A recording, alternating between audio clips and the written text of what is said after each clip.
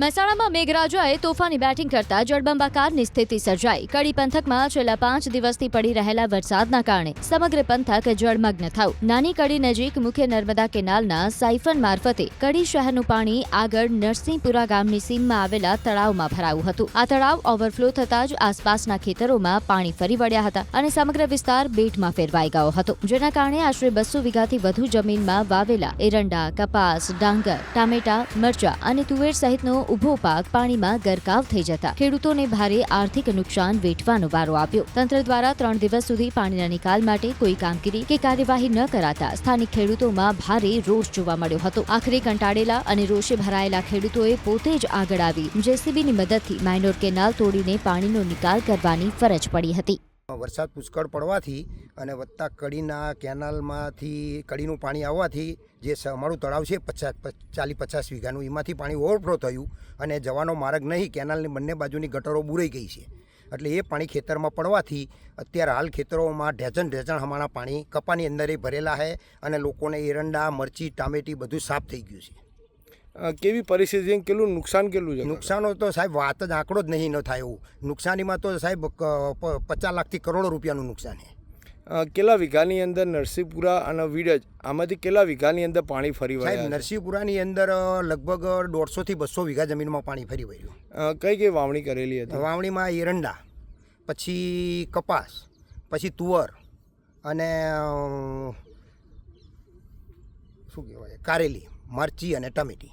સરકાર જોડે શું અપેક્ષા? સરકાર જોડે શું રાહત આપે તો સારું હોય, બીજું તો અમે શું માગીએ સાહેબ। આશરે 1 વીઘે કેટલું નુકસાન થયું? આશરે 1 વીઘે 20-20 હજાર રૂપિયાનું નુકસાન છે સાહેબ। અને આ ગટર સાફ કરેલી હોત તો આ નુકસાન ના થાત, પણ ગટર 2 ફૂટની છે ને એમાં ઝારા ને બધું થઈ જવાથી ઉનાળામાં અમે રજૂઆત કરેલી, પણ એ લોકોએ ગટર સાફ કરવા આવ્યા નથી। હવે એ ગટર ઓછામાં ઓછી સાહેબ આટલું બધું પાણી આવતું હોય તો 2 ફૂટની ના ચાલે, 5-5 ફૂટની ગટર જોવે અને એના નાળા છે ને એ સાહેબ નાના મોટા મૂકવા પડે। મહેસાણામાં મેઘરાજાએ તોફાની બેટિંગ કરતા જળબંબાકારની સ્થિતિ સર્જાઈ। કડી પંથકમાં છેલ્લા 5 દિવસથી પડી રહેલા વરસાદના કારણે સમગ્ર પંથક જળમગ્ન થયું। નાની કડી નજીક મુખ્ય નર્મદા કેનાલના સાયફન મારફતે કડી શહેરનું પાણી આગળ નરસિંહપુરા ગામની સીમમાં આવેલા તળાવમાં ભરાયું હતું। આ તળાવ ઓવરફ્લો થતાં જ આસપાસના ખેતરોમાં પાણી ફરી વળ્યા હતા અને સમગ્ર વિસ્તાર બેટમાં ફેરવાઈ ગયો હતો, જેના કારણે આશરે 200 વીઘાથી વધુ જમીનમાં વાવેલા એરંડા, કપાસ, ડાંગર, ટામેટા, મરચા અને તુવેર સહિતનો ઉભો પાક પાણીમાં ગરકાવ થઈ જતા ખેડૂતોને ભારે આર્થિક નુકસાન વેઠવાનો વારો આવ્યો। તંત્ર દ્વારા 3 દિવસ સુધી પાણીના નિકાલ માટે કોઈ કામગીરી કે કાર્યવાહી ન કરાતા સ્થાનિક ખેડૂતોમાં ભારે રોષ જોવા મળ્યો હતો। આખરે કંટાળેલા અને રોષે ભરાયેલા ખેડૂતોએ પોતે જ આગળ આવી જેસીબીની મદદથી માઇનોર કેનાલ તોડીને પાણીનો નિકાલ કરવાની ફરજ પડી હતી। વરસાદ પુષ્કળ પડવાથી અને વધતા કડીના કેનાલમાંથી કડીનું પાણી આવવાથી જે અમારું તળાવ છે 40-50 વીઘાનું એમાંથી પાણી ઓવરફ્લો થયું અને જવાનો માર્ગ નહીં, કેનાલની બંને બાજુની ગટરો બુરાઈ ગઈ છે, એટલે એ પાણી ખેતરમાં પડવાથી અત્યારે હાલ ખેતરોમાં ઢેચણ હમાણા પાણી કપાની અંદર ભરેલા છે અને લોકોને એરંડા, મરચી, ટામેટી બધું સાફ થઈ ગયું છે। કેવી પરિસ્થિતિ, કેટલું નુકસાન કેટલું છે? નુકસાનો તો સાહેબ વાત જ આંકડો જ નહીં ન થાય એવું। નુકસાનીમાં તો સાહેબ 50 લાખથી કરોડો રૂપિયાનું નુકસાન છે।